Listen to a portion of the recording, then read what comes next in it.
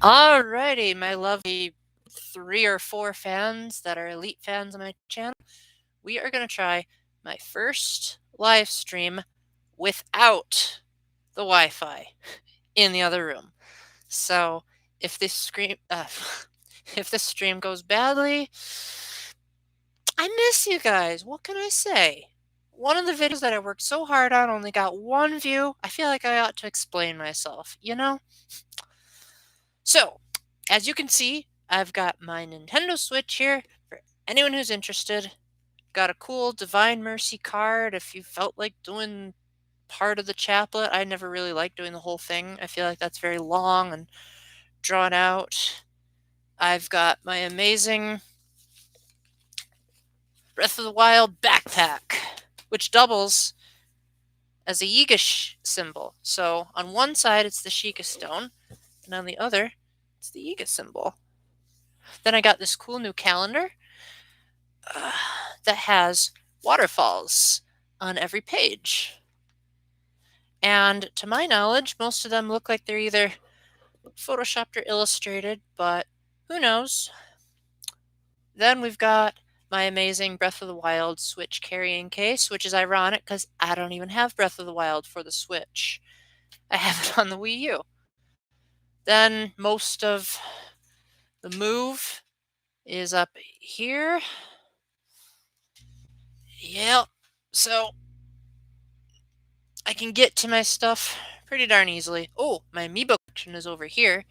So let me know if you guys want to see it, because literally it's within arm's reach.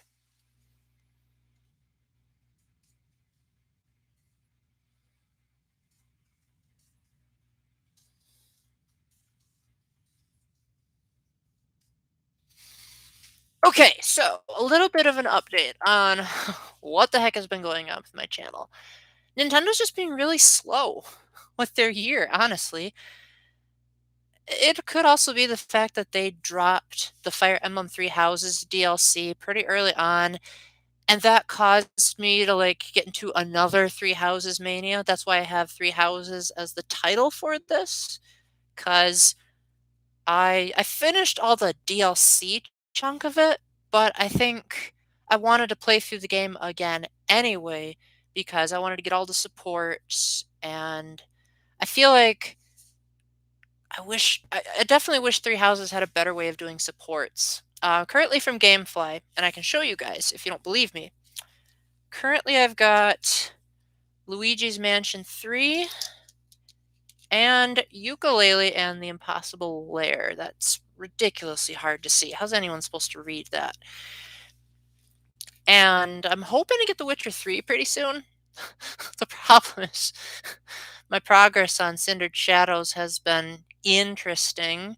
So I really want to get back to Ukulele. I'm actually almost finished with it, but then the DLC came out, so I got excited about that. Smash Brothers keeps updating at weird intervals, so it's like, ooh, a Warframe spirit. I got to get that because I'm a spirit completionist. I currently have every spirit that is currently available in Smash Brothers, and I fully intend on having a 100% completion rating when the game inevitably probably gets up to almost 2,000 spirits. Thanks for the like, whoever gave it.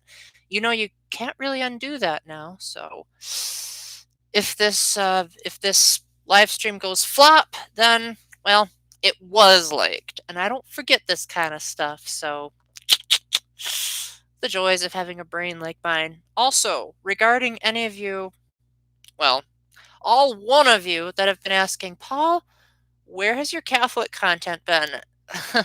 Well, truthfully, it's in my computer's hard drive. What happened was I finally filmed a really lengthy response to the common question I get asked in my "Is Satan a good guy?" Video, which why do they always comment on the serious version? Why don't they do the courtroom drama one? That was way more fun to make, and I think that was more theologically fair. Like, I was definitely from the perspective of Satan is not a good guy, like full on, full steam ahead in the serious version. But in the courtroom, I was trying to pose like a devil's advocate, like, well, maybe we can think of a reason for why Satan could be a bad guy. And of course, I used Rumpelstiltskin as the example. I've got the hair for it, and apparently I've got the voice for it, says most of my friends. Anyway, so I filmed a response to that. The problem was I'm not that great at sound editing, so my voice came out too loud and I didn't like it. And no one has taught me how to use Audacity. And between you and me, one of the main reasons I really don't want to get into Audacity is because my ex girlfriend was the one that recommended it. And so part of me is like, I don't want to trust a single word that comes out of that woman's mouth. So part of me just wants to like take anything she said and just put it to the grave. Although that's not entirely true because I did write fan fiction for Zero Time Dilemma in the form of a full novelization, which wouldn't have come if she hadn't have convinced me to write walkthroughs to 999 and Virtue's Last Reward. I think I came to the conclusion to write a walkthrough for Zero Time Dilemma on my own. And then she liked that so much, she said, well, why don't you do the first two games? Why are you starting with the third? So I said, why not? Might as well. So if any of you are interested, I'm more than willing to share. I can give a link in the description for anyone that wants to give my novelization a try. It's completely 100% free, so the only thing that should be stopping you really is either hard drive space or if you've got a really weak stomach, like you can't handle lots of violence and gore and all that nasty stuff, you might want to skip it. But if you can handle that, if you're used to stuff like Saw and every horror movie ever, nothing's stopping you. Or I guess if you wanted to avoid spoilers for 999 Virtue's Last Reward. So yes, it's filmed. I like to think that my script was pretty good, even though it was unscripted. How can you have a good unscripted script? I don't know. You tell me. And I'm just waiting for someone to teach me how to use editing tools. Although I didn't used to know how to edit at all when I first started my channel, I would just get in front of the camera and film, and if I made a mistake, oh well, whatever, no one cared. Nowadays, I know how to chop things up, I know how to take something from here to here. I know the basics. And sometimes I think that over edited videos kind of draw me away from the experience they're trying to portray. Like, I feel like there's a lot of money changing, and so they're only making the YouTube videos because they want to make a profit, not because they actually want to make videos for fun. And that's where I draw the line because yeah, I get it. Some people, they need a job, they need to pay their bills, etc. But when you've got this humongous corporation that is paying a whole bunch of people to make these professionally edited YouTube videos, and then they're either inaccurate, heavily biased, or you can tell that the person didn't really invest in the thing that they're doing, then it's almost like, why does this even exist if it's not going to please the majority of people that are watching it?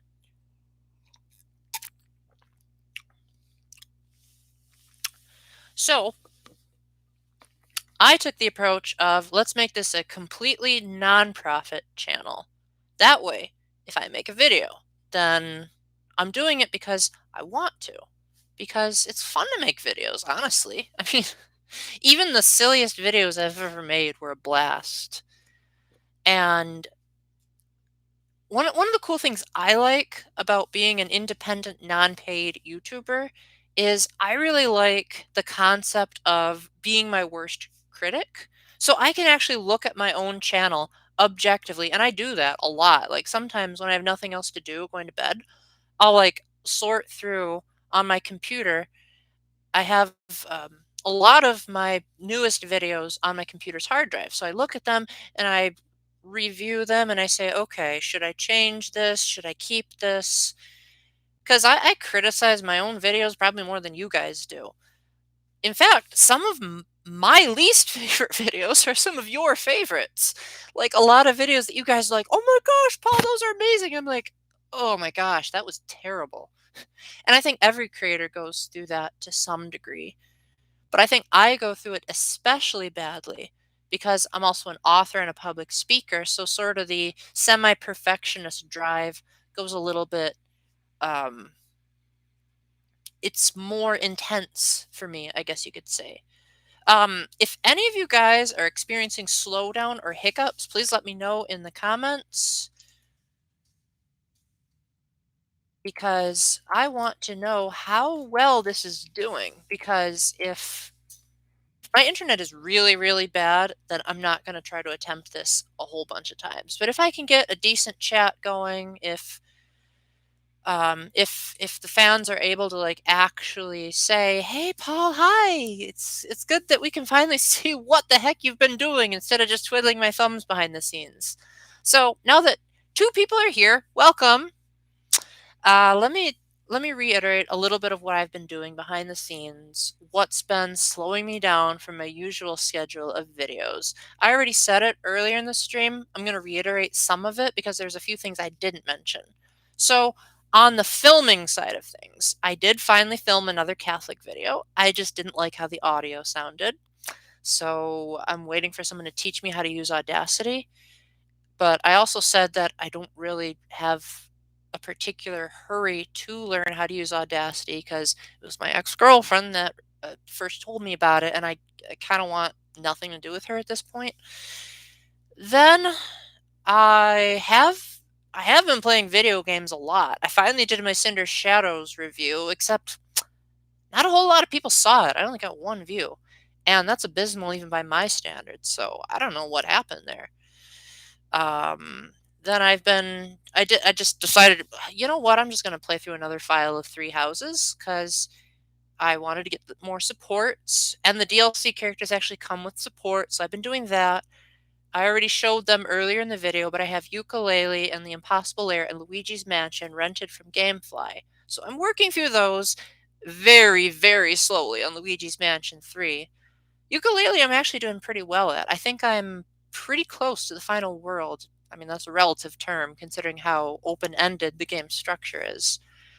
And as far as new 2020 releases, I think you pretty much all know where I'm going with this, but man, Nintendo's year has been slow.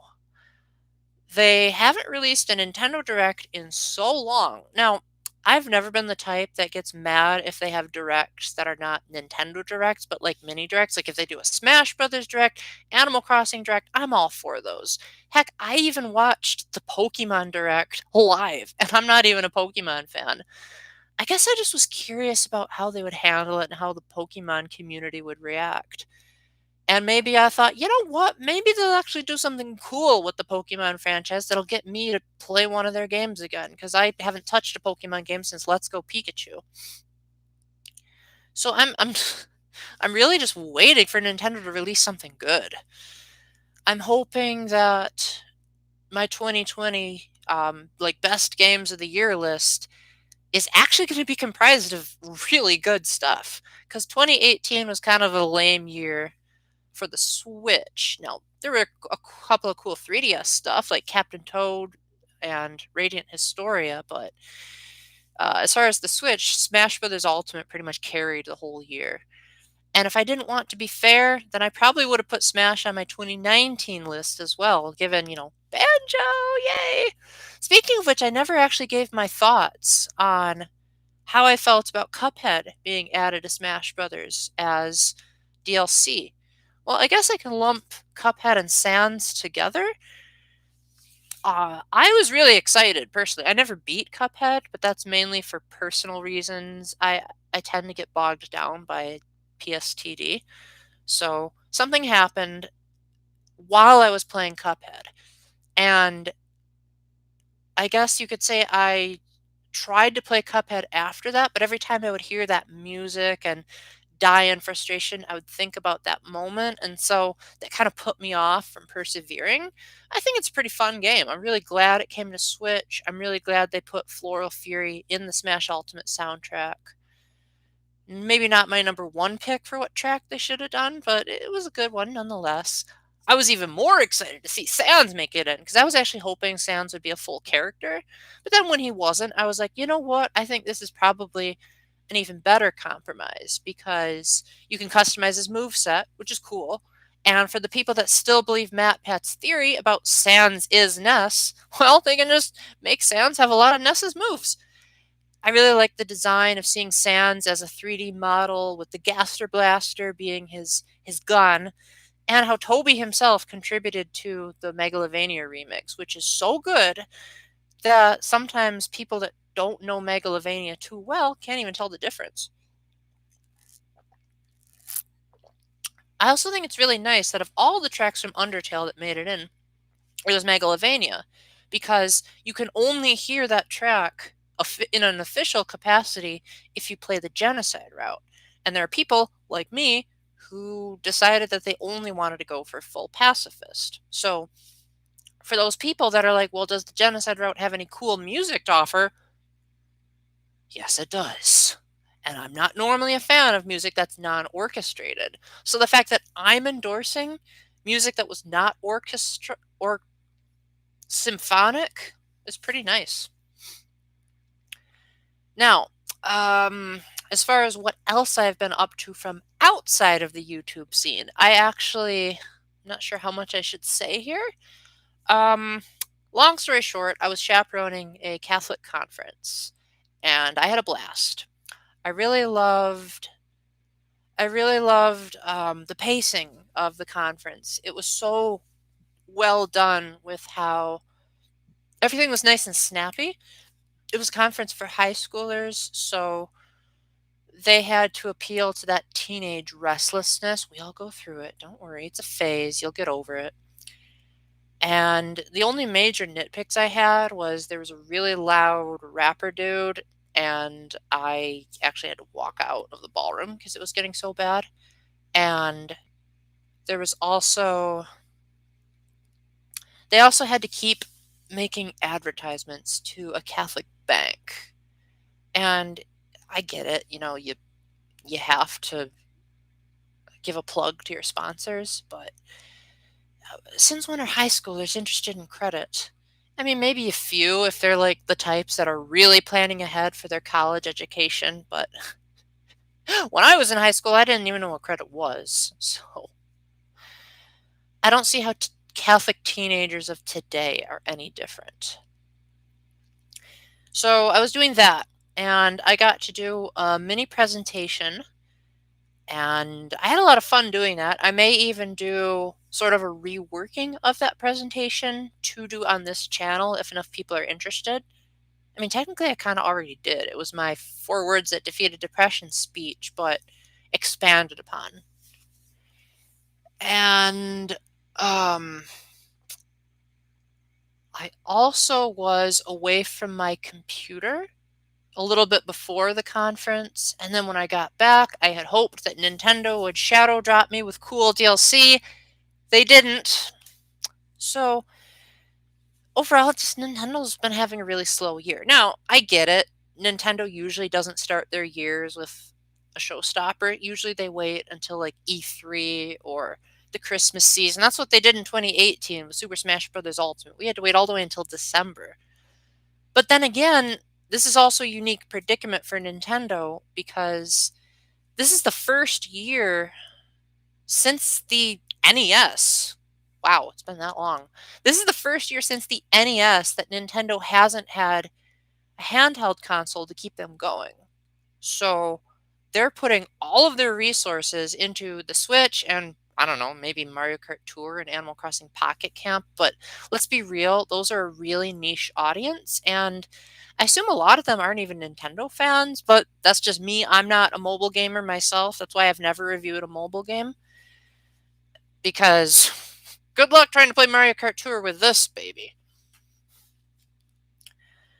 So I'm just hoping that the jump to all Switch is not going to kill Nintendo's creativity because they're used to saying, well, let's just pop this on the 3DS because we can.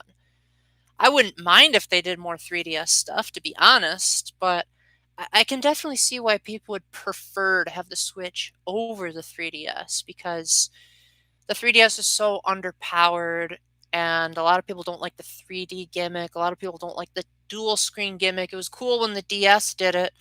And then I think like by the time the 3DS came around, people were more interested in having console quality games on a handheld. And like the Switch can do that, but better. Like the fact that it can play The Witcher 3 still blows my mind. I think people are like, well, let's go for power over convenience. So even though, like, usually when I play games that are both Switch and 3DS, I generally prefer the 3DS version better. Because even if the Switch version looks better, then the 3DS has like added functionality due to the dual screens. Like when I played Captain Toad, you could manipulate the environment with the touch screen. But on the Switch, you had this ugly cursor that was on the screen at all times, and you had to use motion controls because apparently the Wii still hasn't died out, or at least the concept of that. And that was annoying. And I just overall think that stereoscopic 3D was a good fit for a game that relied heavily on depth perception. And the fact that the game didn't look terrible. It looked really good on the 3DS. Dare I say, almost as good as, if not better than, the Wii U version. Also, there was Fire Emblem Warriors. Granted, I didn't play the Switch version, which in retrospect kind of seems like an abomination. Me, the world's biggest Fire Emblem fan, not playing a Fire Emblem game. I thought that the convenience of the lower screen would be better for a game like Fire Emblem Warriors so that you didn't have as much clutter. Because if there's one thing I really don't like, it's user interfaces. Heck, I'm even regretting this display up here because it's saying, Paul, either your internet is bad or you're bad at this because you've only got one person watching right now. But you know what? If that one person is an elite fan of my channel, it'll all be worth it.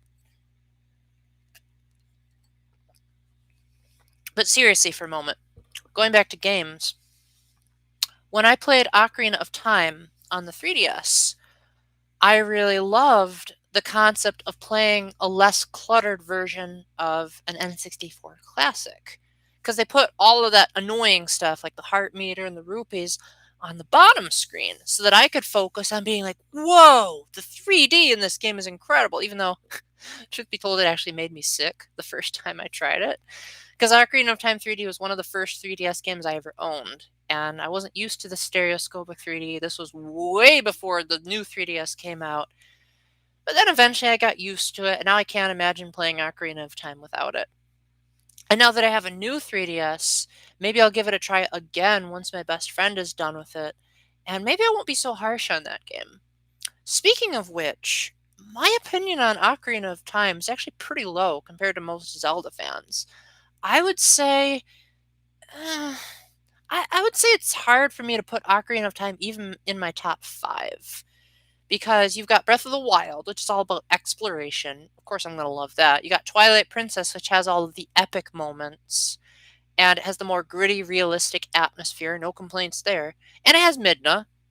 Ocarina of Time, who does that have that even comes close to Midna?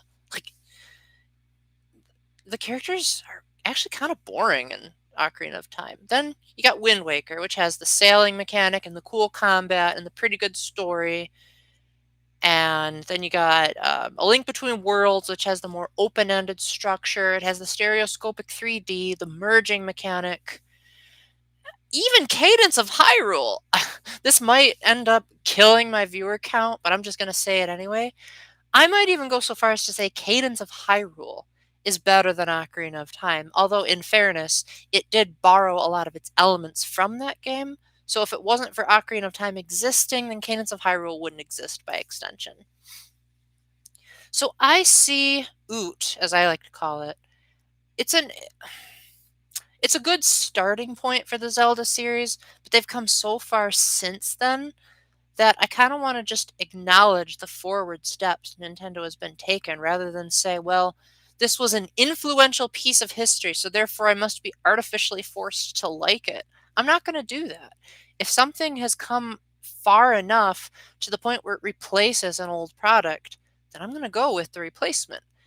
It's like, okay, if you had the choice, would you rather drive a wagon instead of a car down the freeway? No one in the right mind would want, well, I'm sure there's 1% of you out there that would say, Paul, I would love to drive in a wagon.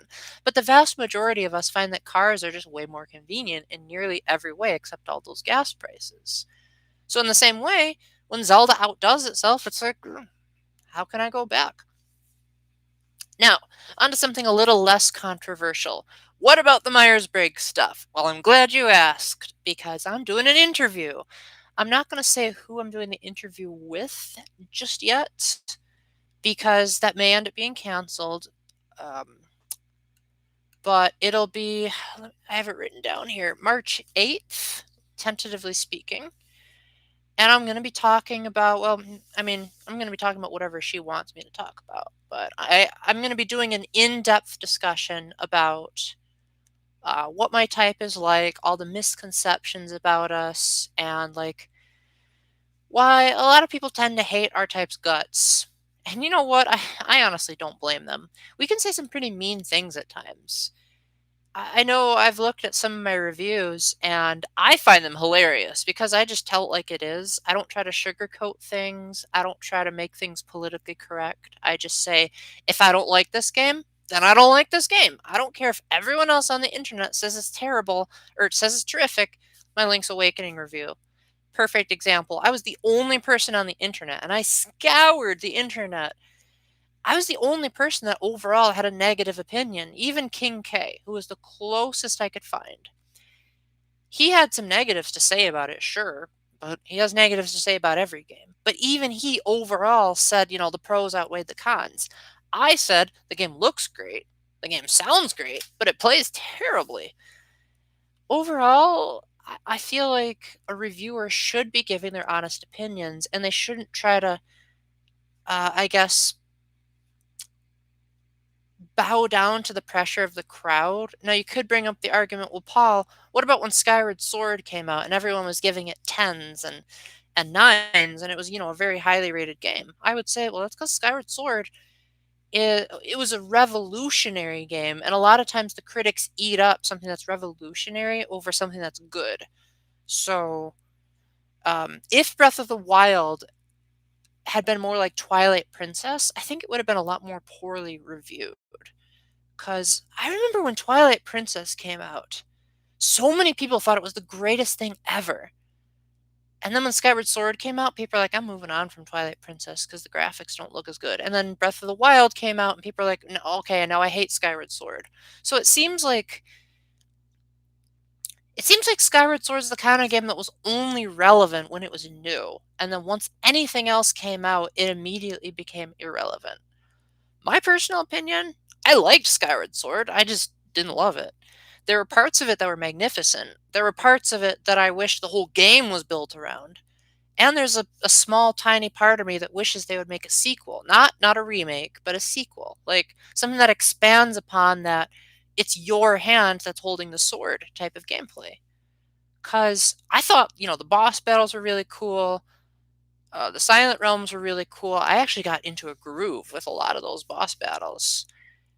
I just didn't like everything else, really. Like, I thought the graphics were okay. I definitely wish they were closer to that of Twilight Princess, which is why I'm happy Breath of the Wild exists. I didn't like how the worlds weren't connected and everything was so linear and exploration was pushed to the side. I didn't really like the dungeons. I thought most of them were at most okay and at worst forgettable. I didn't like a lot of the new items. I liked the beetle. That was cool. But most of them were just like reimaginings of classic Zelda items. Why am I talking about Skyward Sword? Maybe it's because a lot of people didn't like my original review. That's an idea I just had. Hey, if any of you guys are interested, my updated thoughts on my disliked reviews. Because maybe it was the quality of the reviews themselves that caused people to not like them, as opposed to them disagreeing with my opinion. If that's the case, then I can rectify that now, because a lot has changed back since then. Let's see. Kirby 64 was another one that people didn't really like. What I didn't like about Kirby 64 was the fact that I feel like it was just released at the wrong time, really. Like, sure, there are games that have come out that would revolutionize the 2D platformer with a 3D setting, like Donkey Kong Country Returns. And Kirby tried to do that on the Nintendo 64, and I think a lot of people were like pushing for Kirby to go the next mile. And instead of Nintendo doing that, they said, let's improve upon Kirby, but not revolutionize him. And so it was naturally going to be compared to the likes of Mario and Zelda, saying like, well, Zelda and Mario made a huge leap into 3D. What about Kirby? Now, one thing that I really like about Kirby 64 is that it allowed you to combine abilities. And admittedly, Star Allies tried to bring that back, but it ended up just being take a weapon and infuse it with an elemental. That's been said and done too many times. In Kirby 64, you could turn into a refrigerator if you knew what to combine. So I liked how there was a different possibility for every single combination of powers. So that alone kind of made Kirby 64 a lot more fun than it should have been. But it also made the game boring at the same time. Like, you could easily just spam through most of the bosses. Also, I think in retrospect, maybe I was hard on it because I loved Kirby Superstar Ultra. That game still remains my favorite Kirby game. Although I heard that Star Allies had a few updates and they added a new mode called Heroes from Another Dimension, so maybe that's better. I don't know. Also, I can't think of any other things that people didn't like that I did. See, I rely really heavily on viewer feedback to help my channel grow. And I don't really get a whole lot of feedback except for my Is Satan a Good Guy video. So if I'm doing something wrong, it's because I don't have the same ability as video games do, where they have like 1,000 reviews on Metacritic where people list every single one of their flaws. Basically, I have to guess what it is that you guys like, what it is that you dislike. And so if I do a bad review or a bad video, I don't know. I don't know what I'm doing wrong because I'm not getting any comments. I think too many YouTubers put too much of an emphasis on liking and subscribing, and I've never been the type of guy that likes to push the subscriber agenda. To me, what matters is, do you like my content or do you not? If you like it, cool. If you don't, well, then you don't. I can't please everyone. And subscribing, honestly, it doesn't really mean anything. Because if I were to go through my list of subscribers and count every single one of them that I really, really enjoy interacting with, that number would probably be pretty darn small. Now, there are a few of you I could call out if I really wanted to, but I'm not sure if that would be wise or not. So I'll just wait and see if you like show up in the chat and say, "Hey Paul, how's it going, buddy?" "Oh, it's going great. How about you?" "Oh, not too bad, Paul. I've just been busy with school and work." Isn't that always the answer that you give? Well, of course it is. Yeah, something like that will happen, I bet. Also, another thing is I don't like the concept of I don't I don't like the concept of sponsorships. Like, sure, I'll do things out of requests, but I don't like videos that are done based on, oh, this person paid me some money to be in the video, so now I have to like pretend that I really like their product. Well, what if the product stinks? What if the person watching the video is ripped off by you saying, "Go and download this link with my name in the description and get 10% off your next purchase"? It's like, why don't you give it to me for free? Then we'll talk.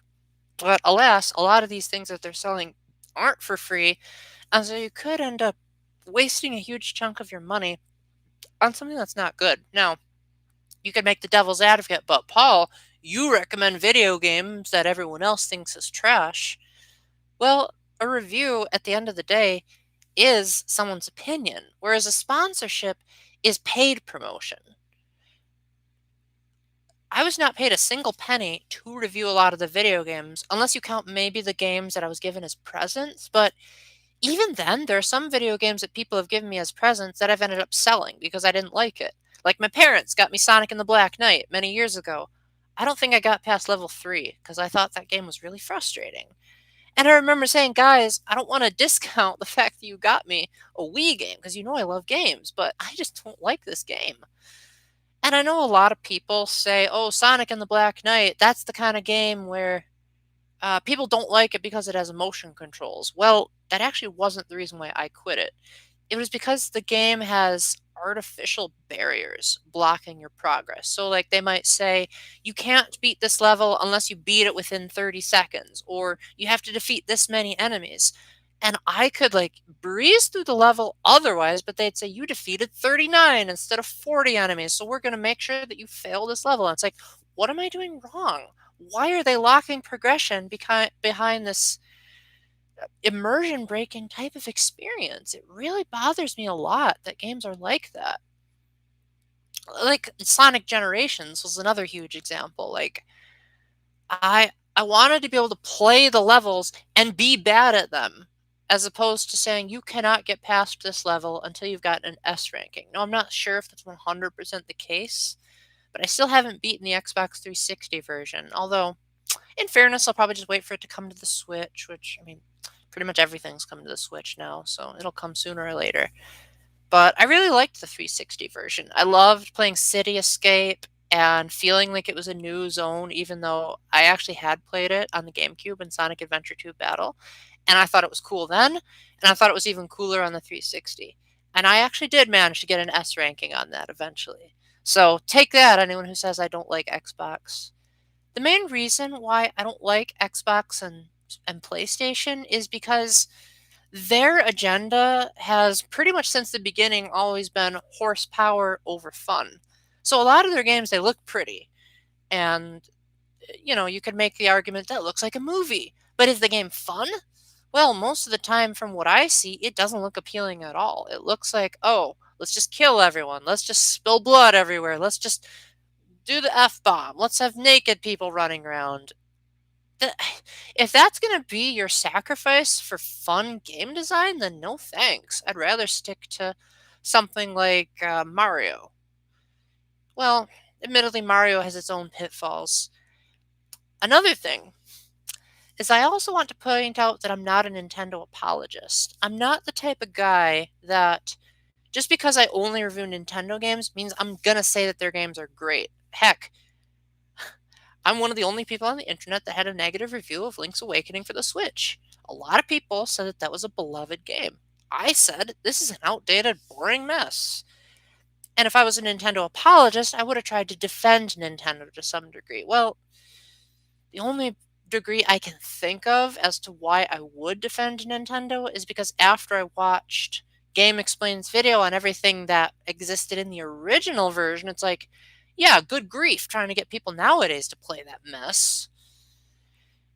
In other words, they're reinventing the experience for a modern audience. That I can get behind. What I can't get behind is when they can't reinvent it enough, where it gets to the point where they say, well, these things we sort of have to keep in because this was beloved in 1993. And it's like, okay, sure. But what if it had come out today? See, a lot of these people may not have even heard of a Game Boy. Maybe they never owned a Game Boy. Maybe they had no way of downloading it on the Virtual Console. So to them, everything is brand new. They're going to be treating it like a 2019 release. So if you've got something that is new to this new audience and they don't like it, then you've done a bad job of remaking a game. Now, in my opinion, one of the best remakes I have ever played would have to be Super Mario 64 DS. Now, I know I give that game a lot of flack about the controls and how the original game was designed with an analog stick and then you have to transition to a directional pad. But apart from that, that was constructed really well. Like, they actually expanded upon the existing courses, fixed parts of them that were sloppily designed, added new playable characters, new courses, mini games, for better or for worse. So they didn't just take the game and say, let's just make a port of this and call it a day. They actually made it bigger and better than the original game. I can't really think of a whole lot that was lost in the translation besides the controls. And even then, they're okay if you get used to them. Like, I was able to do a full, well, almost pacifist run on the Wii U version. Actually, no, that was the N60. Never mind. Scratch that comment from the record. I also really liked playing Fire Emblem Echoes because that not only did it feel like, well, admittedly, I never played Fire Emblem Gaiden because it never came out in the States.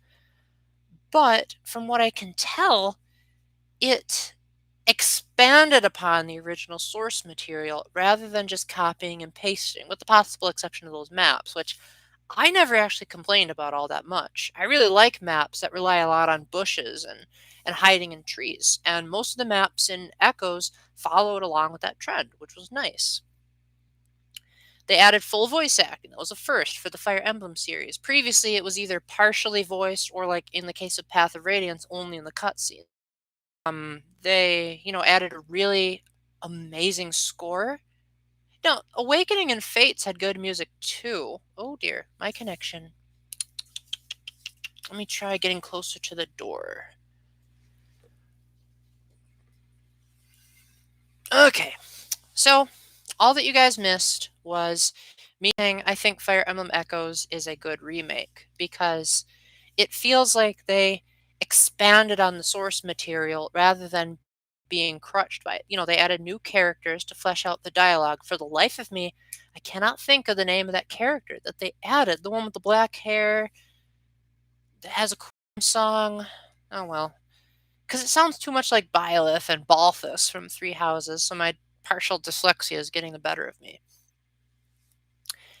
And then, stuff like support conversations, 3D dungeon crawling instead of the Final Fantasy-esque stuff they did in the original. That was really good. And I wish more remakes would take the let's just rethink this from the ground up approach. Because if you look at something like Twilight Princess HD, it felt like a GameCube game with better graphics. And that's not necessarily a bad thing, because Twilight Princess was a really good game. If the Wii U version didn't exist, I would happily go back and play it on the GameCube and re-review it for you guys if I could. The problem is that I feel like a lot of the stuff they added was cool, but it could have been implemented better. Like, sure, you can get Miiverse stamps, but they don't really do anything now that the Miiverse doesn't exist. So what on earth was Nintendo thinking? They must have known that Miiverse would have come to a close eventually. Or maybe they didn't. Oh, whatever.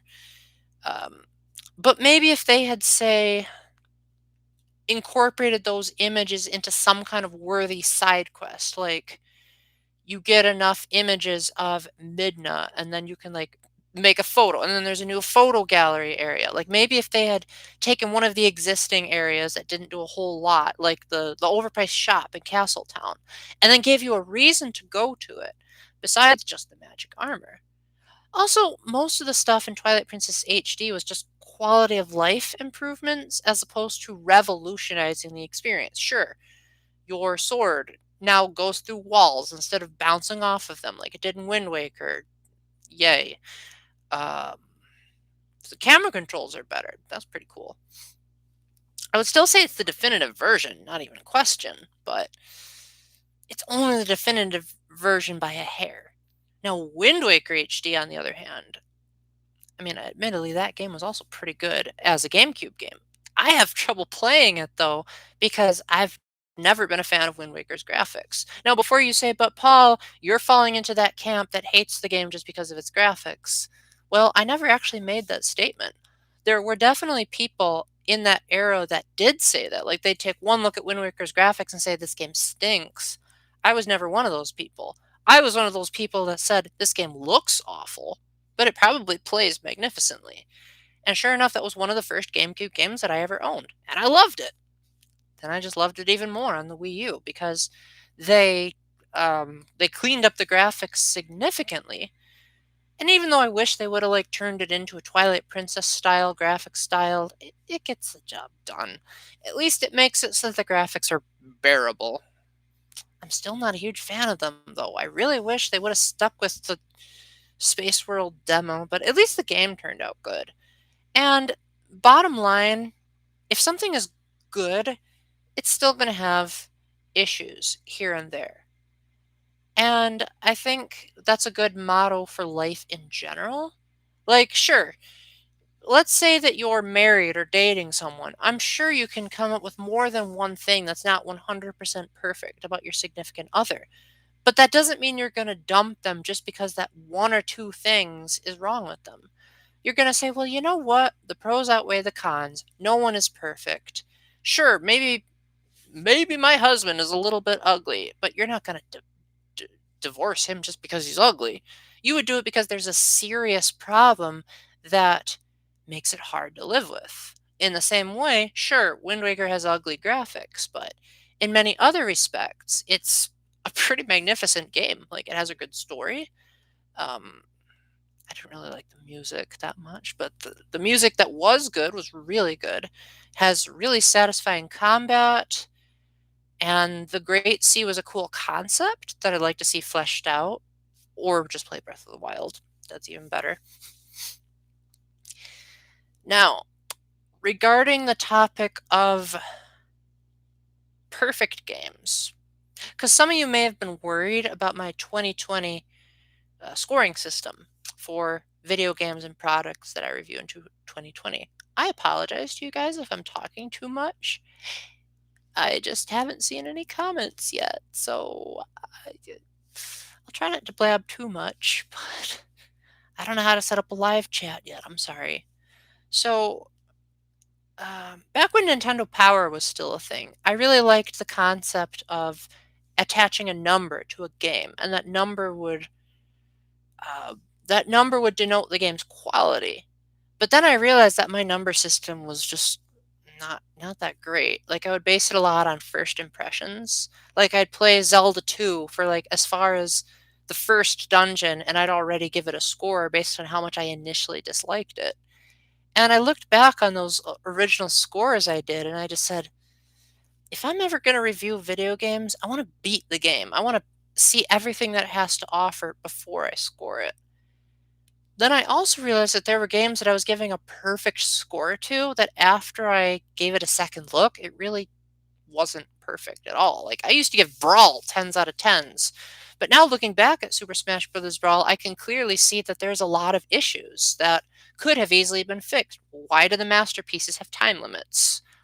What's the deal with the Chronicle? Why does tripping even exist? What's the deal with stickers? Why can't they be more fleshed out? But ultimately, it goes back to my original analogy of a perfect score doesn't mean it is perfect. It just means that it's about as close to being the ultimate experience for you. If I theoretically end up dating a girl in the future, I'm pretty sure there's going to be something I don't like about her. But I'm going to go for the overall picture and see, okay, well, does the good outweigh the bad? In the case of Brawl, I would say it's the kind of game that I would actually love to go back to it right now because Subspace Emissary is in it and the game looks really gorgeous. And I really like playing as Pit way more in Brawl than I do in Smash Ultimate. No. Smash for Wii U, on the other hand, I don't think I want to touch that game with a 90-foot pole if I can help it. Because most of its good music, which was the main reason I held onto it for so long, is in Super Smash Bros. Ultimate. I can't really think of too many music tracks that weren't in Ultimate that I couldn't get in an easier way. Then the fact that it didn't have a story mode makes all those gorgeous cutscenes sort of feel like an insult as opposed to a really clever way of introducing the characters. So if anything, it kind of makes me want to play Brawl more, which is not the mark of a good sequel. When you make a good sequel, you want it to surpass the original so much that it becomes replaceable. But in the case of Smash for Wii U and 3DS, a lot of people liked it because it improved upon the core mechanics, but to do that, they had to remove that which gave Brawl an identity. So we lost the Subspace Emissary, and things just became more, I don't know, bland. Like, the title is just Super Smash Bros. For Wii U. Wow. Anyone could have seen that title coming a mile away. Heck, I bet my mother could have predicted that. Heck, my dad actually predicted the title of Banjo-Tooie before he knew that Banjo-Tooie existed, so that was pretty funny. Then Smash for 3DS was pretty good. Like, if you can't get Smash Brothers in a portable way, that's a good way to go. I can maybe see why they didn't have a story mode in that because it was already taxing the 3DS hardware, but I find it harder to justify that after how much DLC they pumped into that. Like, couldn't those extra resources have gone towards the Subspace Emissary too? Now, World of Light. I have been wanting to do a Catholic review on World of Light for so long now. The problem is that I've had a really hard time gathering my thoughts on that mode.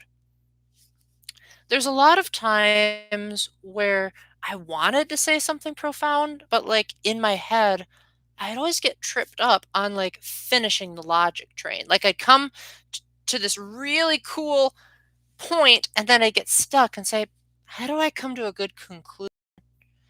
I guess you could say it's the equivalent to watching a YouTube video only halfway through and then basing your conclusion on only the evidence given as opposed to watching the whole thing. That's my dilemma, is I would always get so far then wouldn't be able to finish my thought. But since you guys are here, all two of you, I'll give you my thoughts on World of Light from a Catholic perspective right now. First off, I think it is super cool. I love the opening cutscene. It kind of reminds me a little bit of like apocalyptic literature because some people have pointed out that Galeem is he kind of looks like an angel, more specifically a seraphim, which is traditionally described as having 6 wings. The fact that Galeem is made out of light and wants to create a world that has more light is an interesting concept because Gleam obviously doesn't Gleam is not supposed to be a representation of God, nor is Darkon supposed to be a representation of Satan. They're supposed to be representations of false gods and satans. I would say that Gleam is... See what I mean about this? I'm getting stuck even in an unofficial video. Just imagine if I were to go and record this. That would be a disaster. I think Galeem represents people that want to be God. People that say, you know what? You see, God's doing it all wrong. See, if God really was a God that cared about people and he was all loving and all powerful, then these are the ways he should have fixed things. So Galeem's idea was basically that of an atheist. Hence why he looks like an angel. Because he's trying to take over God. He's essentially trying to do what Lucifer did, saying, okay, you're doing a bad job. I'm going to try to do a better one. So Galeem says, let me make a whole new world made in my image that's based on my desires, which are not perfect. Darkon comes along, and this is a little bit harder to figure out who he represents. I think I'm going to stop here because that might be spoiler territory for some of you. Okay, let me just give my thoughts on Galeem and then stop at the halfway point of World of Light. So essentially, Galeem is a know-it-all atheist, really, or a know-it-all anti-Christian would be a better way to describe it, because Galeem is based on the word gleam, which means, shining like a light. And God is traditionally described as being like the light of the world. And Galeem wants the whole world to be a world of light. And God never said the world was like him. Rather, he said that creation reveals his glory. And there are parts of the world that are separate. There are some religions that believe that, like, God is the world. And so, like, if you treat a plant poorly, then you're treating God poorly by extension. But God separated himself from the world. See, he's pure spirit, but the world has a physical, tangible form that is distinct from the holiness that is God. When he created humans, sure, he created us in his image and likeness. He gave us abilities of free will and intellect. But that doesn't make us God, no more than it makes the angels God. We were created by God. He is our creator.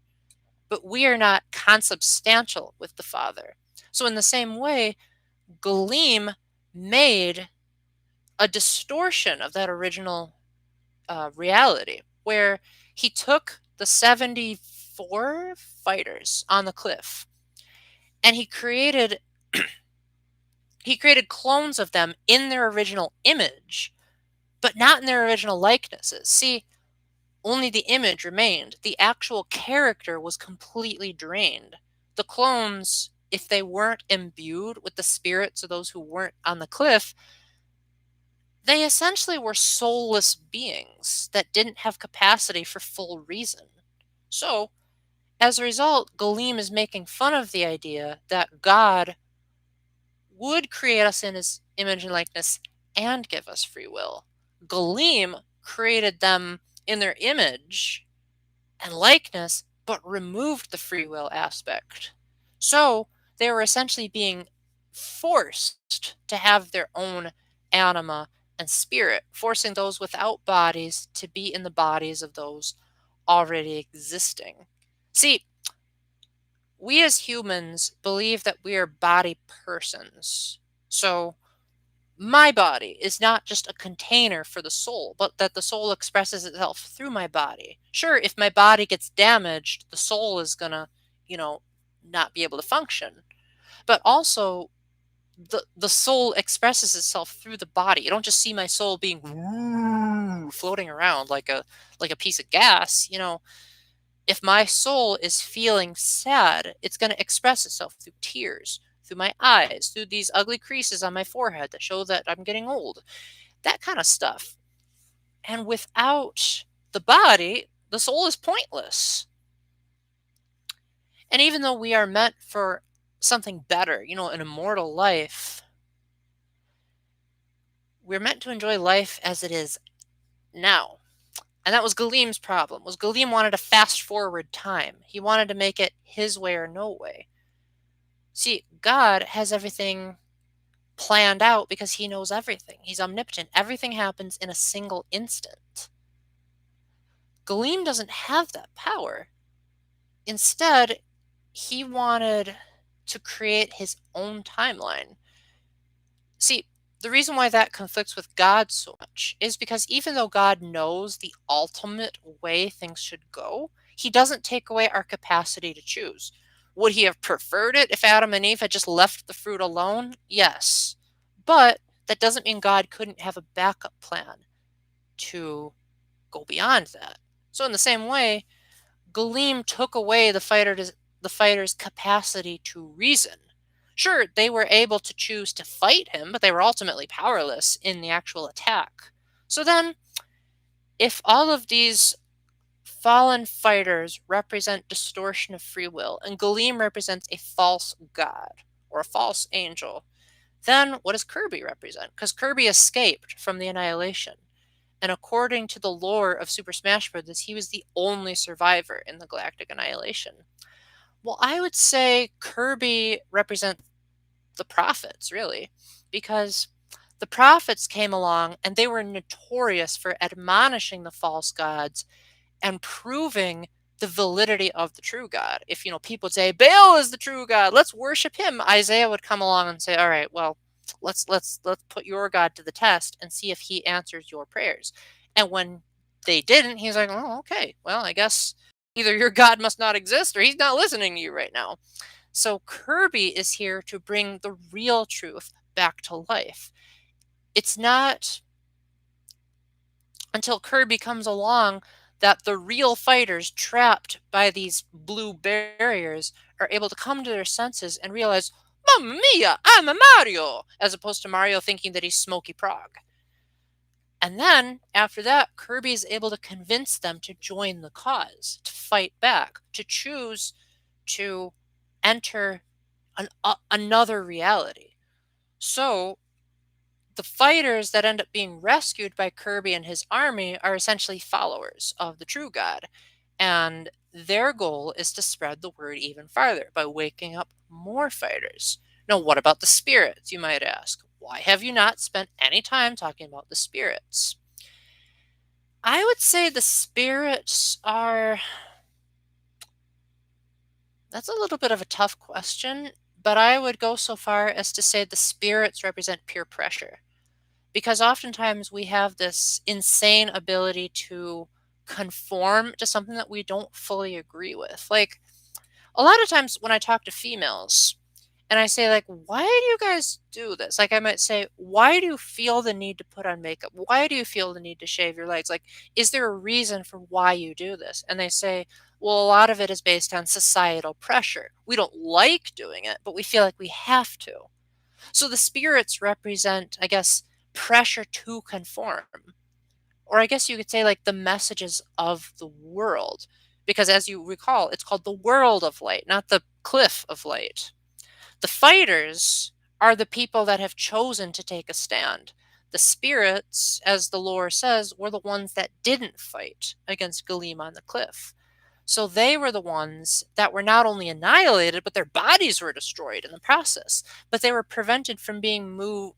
They were prevented from moving on because they held the clone fighters captive by fusing with their empty shells of bodies. So I guess you could say it's sort of a sick metaphor of how a lot of times we let citizens of the world sort of into our souls, and then we become essentially empty shells of ourselves. We don't have the capacity to say, yeah, I don't like this. I want to rebel. Instead, we just say, okay, well, I don't want to be unpopular, so I'm just going to follow along with this completely terrible person. Or I am feeling terrible, so I am going to do something that is ultimately going to be more terrible because this person is pointing a it could be a variety of reasons. Now, I'm not saying this is exactly what Sakurai had in mind, but this is what I gathered from a Catholic perspective. Now, you could ask the devil's advocate question. Okay, then, Paul, well, if that's not what Sakurai had in mind, so what do you think he was trying to get at with Galeem?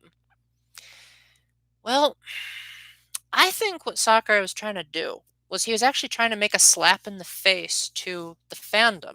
Now, this is originally not my original idea. This is more of something that has been expanded upon by people like MatPat, where they have come to conclusions about who they believe Galeem represents. But I would go so far as to say Galeem represents too much innovation, like people who push for things to innovate more than they should be. Like people that say, you know what, the Pokemon franchise, no, other way around. Sorry. Galeem represents the people that are stuck in the past and don't want to move on. So instead of this being a brand new experience, you notice how World of Light is primarily composed of nostalgia. A lot of people have actually used that in defense of why Subspace Emissary is better than World of Light. They've said something along the lines of, well, Subspace Emissary was cooler, it had more cinematics, but at the expense of it didn't feel like a Nintendo game.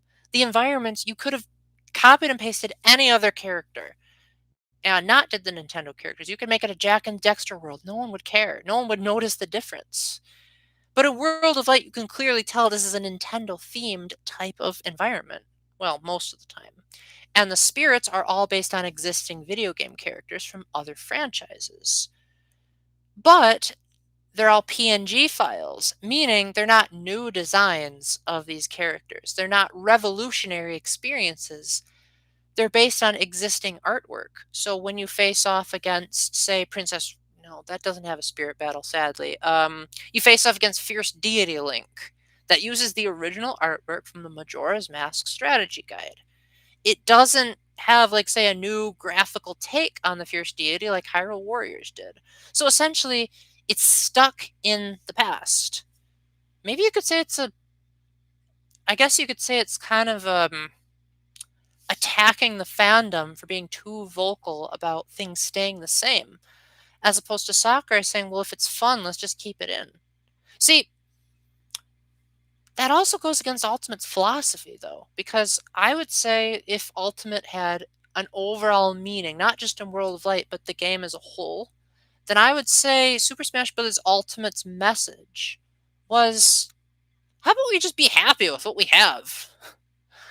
Like, you notice how they didn't try to revolutionize Smash a whole lot. They refined it, sure. But most of the stuff that was in Ultimate was stuff that already existed. Sakurai's main point when making Ultimate was let's bring everybody back, as opposed to let's create a whole bunch of new characters, which eventually he did, and that's cool, but you had to pay for that. A lot of the stuff that you got in the base game was stuff that existed in past Smash entries, or was just remixes of that content. There were only 4 new stages if you didn't pay for the DLC. So ultimately, Super Smash Bros. Ultimate is about appreciation for things that exist, as opposed to this constant pressure to over sequelize. Now that I said that, that could be another thing that Sakurai was trying to get at. Because he didn't want to make too many Kirby games after Kirby's Dream Land because he was afraid of the over sequelization market. And that's why he just blanketly didn't work on a lot of those games in the franchise. So he was probably commenting on the need for people to constantly have another game. And now we have Pokemon Sword and Shield. That's another discussion because I haven't even played that game. But I kind of feel like I don't need to because I played Let's Go Pikachu and that was terrible. And from what I've seen, Sword and Shield looks even worse. And I said that before the controversy. Let me make that very clear. The controversy it didn't really bother me at all because I never liked the concept of having every Pokemon available because, like, why the heck is Goldeen still around? She's so useless. I don't know. People have nostalgic attachments to these characters. When they brought Pichu back in Smash Ultimate, I never really liked that character, but a lot of people do. That's cool. Whatever. At least some of the Pokemon are coming back in the DLC. Then maybe people will shut up and buy the game. I hope not, because I don't think you should make a lazy 20-year-old game in modern times without fixing it up. But that's just me. I'm not a Pokemon fan. Don't take my opinion to heart. Make an informed decision for your own. Don't let what the critics say determine your ability to say, you know what, you guys may hate the game, but I choose to like it, and that's okay. You guys may not like Ace Attorney as much as I do. That's okay. The least you can do is at least allow me to express my opinion without calling names or insulting, which thankfully you guys don't do. But I know a lot of other YouTubers that they dare make an opinion and everyone ballyhoos about it. Like there was a guy the other day that said like, well, no one cares about Wii Sports Resort. And like nearly every comment was, but I love Wii Sports Resort. He's allowed to express his opinion, guys. I guess he just should have expected that backlash. Anyway, I'm going to call it quits because no one's commented except me, unless you guys comment in the next like couple of seconds. So this is your time to be in the comment section before I click end stream because I have been talking too much. My hand is slowly circling towards the mouse pad. Now is your chance. Start typing. The mouse is at the bottom of the screen. Actually, I'm a really good singer. I'm just choosing to sing badly on purpose. It is hovering toward the end stream button. I really like how my hair is positioned today. If you guys don't like it, then I'm sorry, but I like it. Anyway, I'm about to click end stream. So, bye.